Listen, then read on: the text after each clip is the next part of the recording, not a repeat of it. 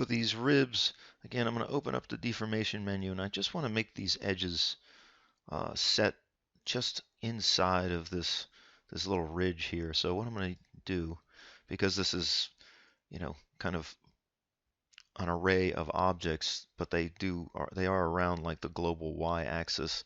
I'm just going to go into size, make sure that the y-axis is turned off, and I'm just going to make sure its axis of scale in x and z. And -3 looks like it's just inside. I'm going to do -4. Mask all of these. Just want to tuck that inside.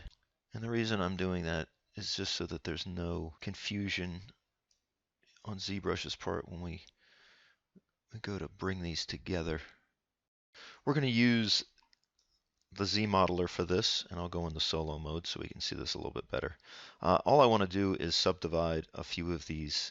These are going to be easy enough to create new polygroups for. We've got active symmetry set. Go to edges, insert, multiple edge loops, a specified resolution. I'm going to use 6, and just go ahead and click on an edge. Should recreate that.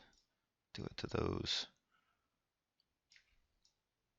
For these, I don't need 6, maybe just 1, 2, we'll say 4. And then click on an edge.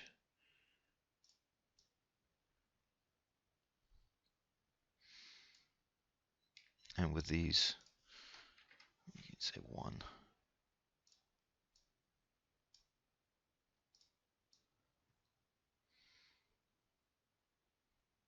Should do the trick. Might want to get those too. But this is going to require some new polygroups. Might want to scale this in just a little bit more. So let's use the size and go just a little bit more. That's -2, so -3 the first time, -2. That should be good. I've brought these in to the point that they're just touching. That's what I want. I'm going to add a little bit more topology to this, just so it's in better shape for subdivisions. So let's keep the original here. Let's go into the Z modeler.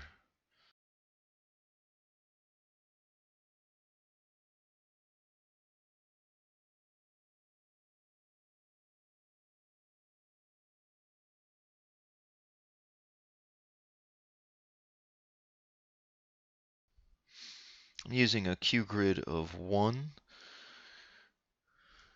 Made the coverage very, very low because we're not sort of spreading. You can see this with the coverage will sort of go between each of these polygroups. I brought this down pretty low. This is in the thousandths, just under 0.01. And again, we've got a little bit of that edge highlight. We can see it along there. If that's not really doing it, we can always increase the scale of our bevel, or the width of our bevel.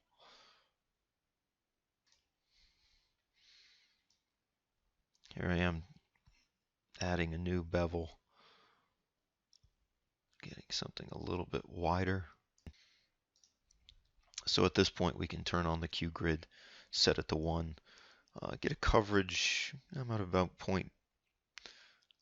This is good to be in here, about 0.007, 0.009. Kind of smooths it out, gives it a wide bevel. Because again, this is going to be a different material than this. It's not going to be as sharp. I'm going to go ahead and my smooth subdivision level is at 5. And I'll go ahead and apply that.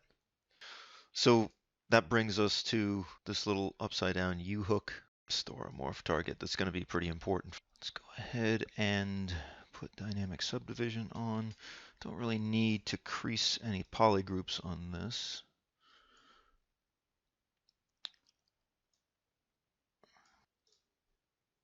And we can push the morph target back. Got everything subdivided. Different sorts of smoothing methods for all of these.